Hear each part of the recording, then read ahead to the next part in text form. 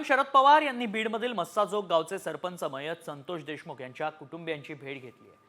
संतोष देशमुख यांच्या आईची, पत्नीची आणि मुलीची शरद पवारांनी विचारपूस केली। तसंच संतोष देशमुखांच्या मुलीच्या शिक्षणाचा सर्व खर्च शरद पवार उचलणार आहेत। देशमुख कुटुंबियांकडून शरद पवारांना सर्व घटनाक्रम समजावून सांगण्यात आला।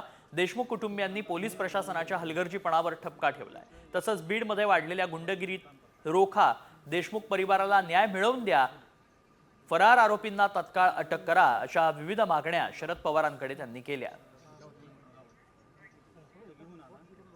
शिक्षणाची जबाबदारी आम्ही घ्यायला तयार आहोत। त्यांचं पूर्ण शिक्षण आव्हान करू, त्यांना धीर देऊ, कुटुंबाला धीर देऊ।